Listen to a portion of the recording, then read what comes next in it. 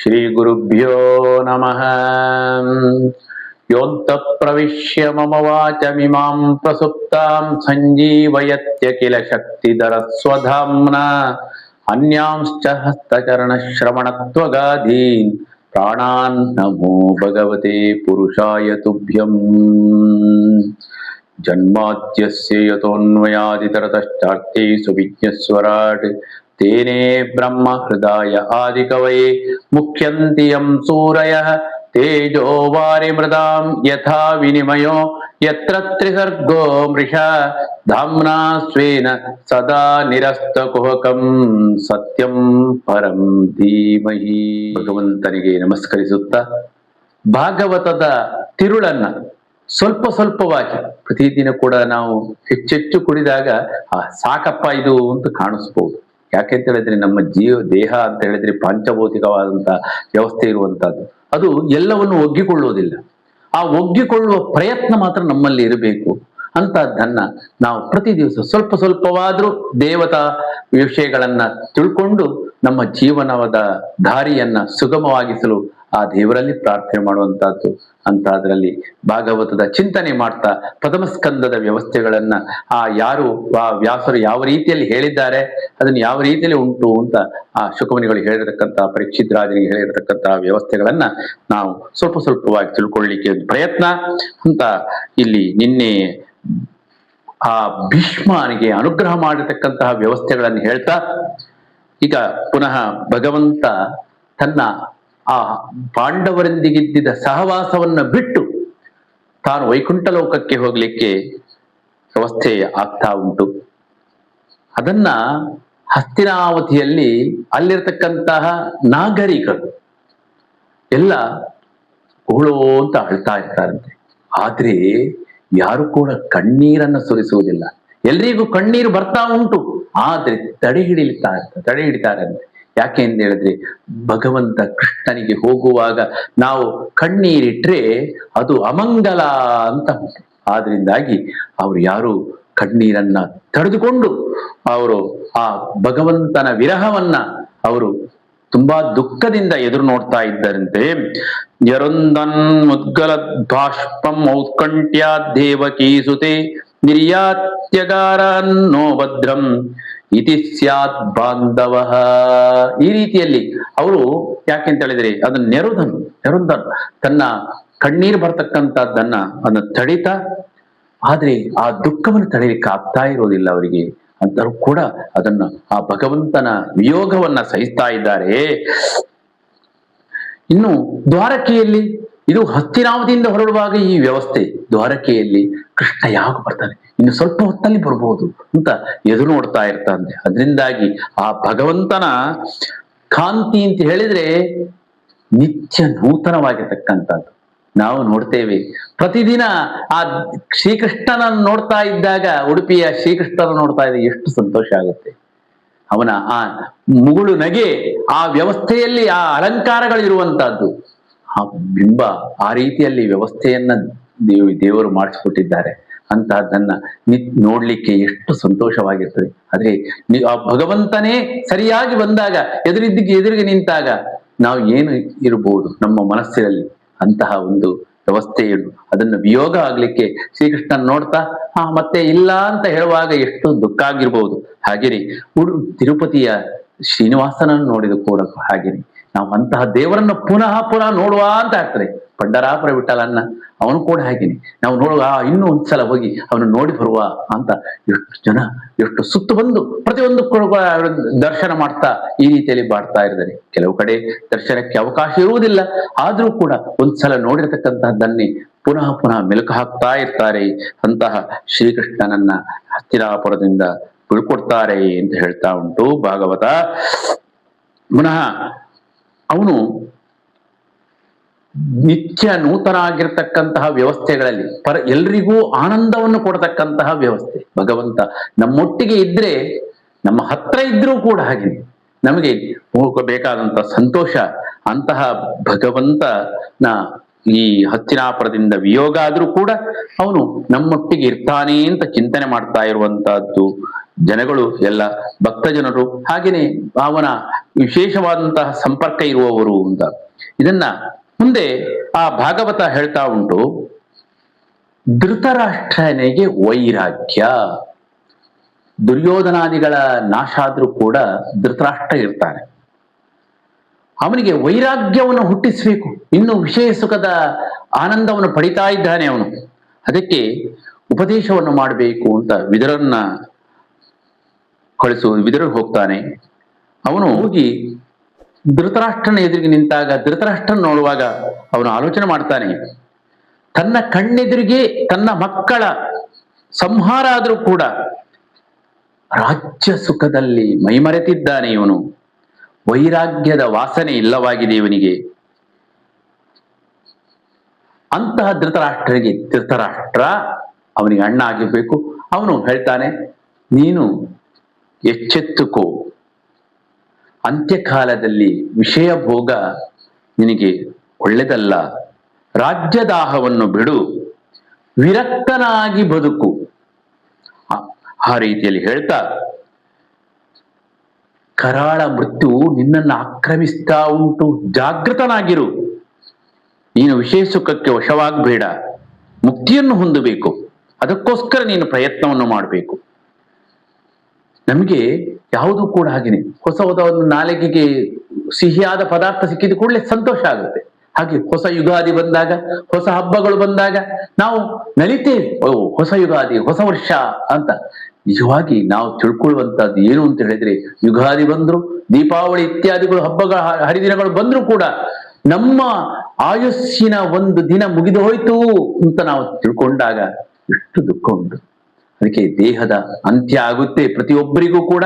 ಅದನ್ನ ನಾವು ತಿಳ್ಕೊಂಡಾಗ ನಮ್ಗೆ ಹೊಸ ಯುಗಾದಿ ಇತ್ಯಾದಿಗಳು ಕೂಡ ದೇವತಾನ್ನ ಸ್ಮರಣೆ ಮಾಡ್ಲಿಕ್ಕಾಗಿ ನಮ್ಮನ್ನ ಪ್ರಚೋದನೆ ಮಾಡ್ತದೆ ಅಂತ. ಸಯೇವ ಭಗವಾನ್ ಕಾಲಹ, ಆ ಕಾಲ ಮೃತ್ಯು ಅಂತ ಹೇಳಿದ್ರೆ ಭಗವಂತ ನಮ್ಮನ್ನ ಅವನು ಅಳಿಸುವವನು ಅವನೇ, ಸಂಹಾರ ಮಾಡುವವನು ಅವನೇ, ಸೃಷ್ಟಿಸುವವನು ಅವನೇ, ಸ್ಥಿತಿಯನ್ನು ಕೊಡುವವನು ಅವನೇ. ಆದ್ರಿಂದಾಗಿ ಅದನ್ನು ಜಾಗೃತರಾಗಿ ನಾವು ಇರಬೇಕು. ಅದಕ್ಕೆ ದಾಸರು ಹೇಳ್ತಕ್ಕಂಥದ್ದು, ಅಂತಕನ ದೂತರಿಗೆ ಕಿಂಚಿತ್ತು ದಯವಿಲ್ಲ, ಚಿಂತೆಯನ್ನು ಬಿಟ್ಟು ಶ್ರೀಹರಿಯ ನೆನೆ ಮನವೇ. ಅಂತಕನ ದೂತರಿಗೆ ಕಿಂಚಿತ್ತು ದಯವಿಲ್ಲ. ಯಾರು ಅವನು ದೂತ, ಯಮದೂತರು ಅಂತ ಹೇಳಿದ್ರೆ ಯಾರನ್ನೂ ಬಿಡುವುದಿಲ್ಲ. ಮಗುವಾಗಿದ್ರು ಕೂಡ, ವೃದ್ಧದಲ್ಲಿ ವಾರ್ಧಕ್ಯದಲ್ಲಿ ಇದ್ರೂ ಕೂಡ, ಅಥವಾ ನಾನಾ ತರ ತೊಂದರೆಗಳಿಂದ ಇದ್ರೂ ಕೂಡ ಯಾರನ್ನೂ ಬಿಡುವುದಿಲ್ಲ. ಅದು ಎಲ್ಲ ಹೇಳ್ಕೊಂಡು ಹೋಗ್ತಾನೆ. ಅಂತಹ ಕಾಲನ ನಾವು ಇದಕ್ಕೆ ಆಹಾರಕ್ಕೆ ತುತ್ತಾಗಲೇಬೇಕು. ಆದ್ರೆ ಅದರ ಮಧ್ಯದಲ್ಲಿ ನಾವು ಆ ದೂತಕ್ಕೆ ಅಲ್ಲಿಗೆ ಹೋಗುವಾಗ, ಅಂತಕನ ದೂತರಲ್ಲಿಗೆ ಹೋಗುವಾಗ ಜಾಗೃತರಾಗಿ ನಮ್ಗೆ ಬೇಕಾದಂತಹ ಕರುಣೆಯನ್ನ ಪುಣ್ಯವನ್ನ, ವಿಶೇಷವಾಗಿ ದೇವತಾನುಗ್ರಹವನ್ನ ಪಡೀತಾ ಹೋಗ್ಬೇಕು ಅಂತ ನಮಗೆ ಭಾಗವತ ನಮ್ಮನ್ನ ಹೇಳ್ತಾ ಉಂಟು. ಇಲ್ಲಿ ಮತ್ತೆ ಮುಂದೆ ಒಂದ್ ದಿವಸ ಹಸ್ತಿನಾಪುರದಲ್ಲಿ ರಾಜ್ಯಭಾರವನ್ನ ಧರ್ಮರಾಜ, ದುರ್ಯೋಧನಾದಿಗಳ ಸಂಹಾರ ಆದ್ಮೇಲೆ ಧರ್ಮರಾಜನ ಆಡಳಿತ ಬರುತ್ತೆ. ಆವಾಗ ಒಂದ್ಸಲ ಧೃತರಾಷ್ಟ್ರ ಧರ್ಮರಾಜನಿಗೆ ಸಂದೇಶ ಕಳಿಸ್ತಾರೆ ವಿದುರನ ಮೂಲಕವಾಗಿ. ವಿದುರ, ಈಗ ಎಲ್ಲ ವ್ಯವಸ್ಥೆಗಳು, ರಾಜ್ಯದ ಆಡಳಿತಗಳು ಧರ್ಮರಾಜನಲ್ಲಿ ಉಂಟು, ನನ್ನ ಮಕ್ಕಳು ಎಲ್ಲ ತೀರಿ ಹೋಗಿದ್ದಾರೆ, ಅವರಿಗೆ ಸದ್ಗತಿ ಆಗ್ಬೇಕಲ್ವಾ, ಅವರ ಅಪರಾಧಿ ಕ್ರಿಯೆಗಳನ್ನ, ಅಪರಕ್ರಿಯೆಗಳನ್ನ, ಔರ್ಧದೈಹಿಕ ಕ್ರಿಯೆಗಳನ್ನ ಮಾಡಲು ಸ್ವಲ್ಪ ಹಣವನ್ನು ಬೇಕು, ಹಣ ಬೇಕು ಅಂತ ಹಣವನ್ನ ಬೊಕ್ಕಸದಿಂದ ಕೊಡು ಅಂತ ಹೇಳುವಾಗ ಧರ್ಮರಾಜನಿಗೆ ತೋರಿತು, ಹೌದು ನಮ್ಮ ಸಂಸಾರದಲ್ಲಿ ಇರತಕ್ಕಂತಹ ವ್ಯವಸ್ಥೆಗಳು, ಅಣ್ಣನ ವ್ಯವಸ್ಥೆ, ಅಣ್ಣನ ಮಕ್ಕಳಿಗಾಗಿ ಮಾಡ್ತಕ್ಕಂತಹ ವ್ಯವಸ್ಥೆಗಳು, ಸರಿ ಆಯಿತು ಅಂತ ಹೇಳಿ. ಆದ್ರೆ ಅಲ್ಲಿ ಆ ವಿತ್ತಾಗಾರದಲ್ಲಿ ಇರುವವನು ಭೀಮಸೇನ. ಭೀಮಸೇನಿಗೆ ಹೋಗಿ ಈ ಪತ್ರವನ್ನು ಕೊಟ್ಟಾಗ ಭೀಮಸೇನ ಹೇಳ್ತಾನೆ, ಇಲ್ಲ ಕೊಡ್ಲಿಕ್ಕಾಗುದಿಲ್ಲ, ಕಷ್ಟತರಂ ಯಾಂತು ಸರ್ವೇ ದುರ್ಯೋಧನಾದಯ. ಕಷ್ಟವನ್ನ ಆಮೇಲೆ ಅನುಭವಿಸಲೇಬೇಕು, ಅವ್ರು ಇನ್ನೂ ಕಷ್ಟ ಬರಲ್ಲ. ಯಾಕೆಂದ್ರೆ ಅಷ್ಟು ಎಲ್ಲ ಅರಿಷ್ಟಗಳನ್ನು ಮಾಡಿರದವರು. ಅಂತವರಿಗೆ ನಮ್ಮ ಬೊಕ್ಕಸದಿಂದ ಹಣವನ್ನು ಕೊಡ್ಲಿಕ್ಕಾಗುವುದಿಲ್ಲ. ಇಲ್ಲಿ ಬೊಕ್ಕಸದಲ್ಲಿ ಇರತಕ್ಕಂತಹ ಹಣಗಳು ಯಾವುದಕ್ಕೆ ಅಂತ ಹೇಳಿದ್ರೆ ಪ್ರಜಾಜನರಿಗಾಗಿ, ಪ್ರಜಾಜನರ ಸುಖಕ್ಕಾಗಿರುವಂತಹದ್ದು.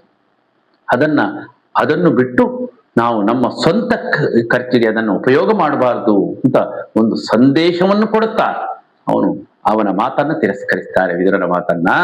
ಆಮೇಲೆ ಮುಂದೆ ಧರ್ಮರಾಜ ತಾನೇ ಅದನ್ನು ಖರ್ಚು ಮಾಡಿಕೊಂಡು, ತನ್ನ ಸ್ವಂತ ಹಣದಿಂದಲೇ ಖರ್ಚು ಮಾಡಿಕೊಂಡು ಅವರ ಔರ್ಧರೀಕ ಕ್ರಿಯಾದಿಗಳನ್ನ ಮಾಡಿದ ಅಂತ ಭಾಗವತ ಹೇಳ್ತಾ ಉಂಟು. ಮುಂದೆ ಧೃತರಾಷ್ಟ್ರನ ಪಶ್ಚಾತ್ತಾಪ, ತಾನು ಸರಿ ನನಗೆ ಬೇಡ ಇನ್ನು ಜೀವನ ಅಂತ ಹೇಳ್ತಾ ತಾನು ಕೂಡ ಕಾಡಿಗೆ ಹೊರಟಳು. ಅವನು ಅನುವಾಗ್ತಾನೆ, ರೆಡಿ ಆಗ್ತಾನೆ. ಆವಾಗ ಎಲ್ಲ ಪ್ರಜಾಜನರನ್ನ ಕರೆದು ಹೇಳ್ತಾನೆ, ತುಂಬಾ ಇದು ಬಿಟ್ಟಿದ್ದೀರಿ, ನಮಗೋಸ್ಕರ ಸಹಾಯ ಮಾಡಿದ್ದೀರಿ, ನಮ್ಮನ್ನ ಎಲ್ಲ ಗೌರವಿಸಿದ್ದೀರಿ, ಆದ್ರಿಂದಾಗಿ ನಿಮ್ಮನ್ನು ಬಿಟ್ಟು ನಾವು ಹೋಗ್ತಾ ಉಂಟು. ನಿಮಗೆ ಕಷ್ಟ ಬಂದಿರಬಹುದು, ತುಂಬಾ ನಮ್ಮ ಮಕ್ಕಳೆಲ್ಲ ನಿಮ್ಗೆ ತೊಂದರೆ ಕೊಟ್ಟಿರಬಹುದು, ಆದ್ರೂ ಕೂಡ ನೀವು ನಮ್ಮ ಮೇಲೆ ಪ್ರೀತಿ ಇಟ್ಟಿದ್ದೀರಲ್ವಾ ಅಂತ ಈ ರೀತಿಯಲ್ಲಿ ಕೃತಜ್ಞತೆಯನ್ನು ಹೇಳ್ತಾ, ಅದು ಕೂಡ ನಮ್ಮ ದುರ್ಬುದ್ಧಿಯ ಇರತಕ್ಕಂತಹ ಮಕ್ಕಳು ಕೃಷ್ಣನಿಗೆ ವಿರೋಧವಾಗಿ ಕೆಟ್ಟ ರೀತಿಯಲ್ಲಿ ನಡೆಸಿಕೊಂಡು ಬಂದ್ರು, ದುರಂತ ಯುದ್ಧವಾಯಿತು. ಅಂತದ್ದನ್ನು ನಾನು ತಿಳ್ಕೊಂಡೆ. ನನಗೆ ಬೇಡ, ಇನ್ನು ಜೀವನ ಬೇಡ, ನಾನು ಇಲ್ಲಿ ಆ ಐಹಿಕ ಸುಖವನ್ನ ಪಡೆಯುವುದಿಲ್ಲ, ನಾನು ಆಮುಷ್ಮಿಕವಾಗಿ ಆ ಕೃಷ್ಣನಲ್ಲಿಗೆ ನಾನು ಹೋಗಬೇಕು, ಅದಕ್ಕಾಗಿ ನಾನು ಕಾಡಿಗೆ ಹೋಗ್ತಾ ಇದ್ದೇನೆ ಅಂತ ಹೇಳ್ತಾ ಅವನು ಕಾಡಿಗೆ ಹೊರಟ. ಅವನನ್ನ ಅನುಸರಿಸಿ ಸಂಜೆಯ ವಿದುರರು ಹೊರಟರು ಅಂತ ಭಾಗವತ ಹೇಳ್ತಾ ಉಂಟು. ಇಬ್ಬರು, ಗಾಂಧಾರಿ ಮತ್ತೆ ಧೃತರಾಷ್ಟ್ರ ಇಬ್ಬರು ಕುರುಡರು. ಗಾಂಧಾರಿ ತನ್ನ ಪಾತಿವೃತ್ಯ ಧರ್ಮಕ್ಕಾಗಿ ಕುರುಡರಾಗಿದ್ದ, ಧೃತರಾಷ್ಟ್ರ ಸ್ವತಃ ಜನ್ಮತಃ ಕುರುಡನಾಗಿದ್ದ ಅಂತ ಅವರು ಆಧ್ಯಾತ್ಮ ದಾರಿಗಾಗಿ ಕಾಡಿಗೆ ಹೊರಟರು ಅಂತ ಭಾಗವತ ಹೇಳ್ತಾ ಉಂಟು. ಮುಂದೆ ಭಗವಂತ ವೈಕುಂಠಕ್ಕೆ ತೆರಳಿದ, ತನ್ನ ಅವತಾರ ಸಮಾಪ್ತಿ ಮಾಡಿ ವೈಕುಂಠಕ್ಕೆ ತೆರಳ್ತಾನೆ ಅಂತ ಭಾಗವತ ಹೇಳ್ತಾ ಉಂಟು. ಈ ರೀತಿಯಲ್ಲಿ ಏನಾಯ್ತು ಹೇಳುವಾಗ, ಅರ್ಜುನ ಶ್ರೀಕೃಷ್ಣನನ್ನು ನೋಡಬೇಕು ಅಂತ ಹಸ್ತಿನಾವತಿಯಿಂದ ದ್ವಾರಕೆಗೆ ಬಂದಿದ್ದಾನೆ. ಕೃಷ್ಣ ಹಸ್ತಿನಾವತಿಯನ್ನು ಬಿಟ್ಟು ದ್ವಾರಕೆಗೆ ಹೋಗಿದ್ದ ಅಂತ ಹಿಂದೆ ಹೇಳಿದೆ. ಈಗ ಒಂದ್ಸಲ ನೋಡ್ಬೇಕು, ಭಗವಂತನ ನೋಡ್ಬೇಕು ಅಂತ ಆ ಆಸೆಯಿಂದ ಅರ್ಜುನ ಬಂದ ದ್ವಾರಕೆಗೆ. ಅಲ್ಲಿ ಆವಾಗ ಅವನಿಗೆ ಏನೋ ವ್ಯತ್ಯಾಸ ಆಗ್ಲಿಕ್ಕೆ ಶುರುವಾಯಿತು, ಶಕುನಗಳು ಬರ್ಲಿಕ್ಕೆ ಶುರುವಾಯಿತು ಅಂತ ಹೇಳ್ತಾ ಉಂಟು.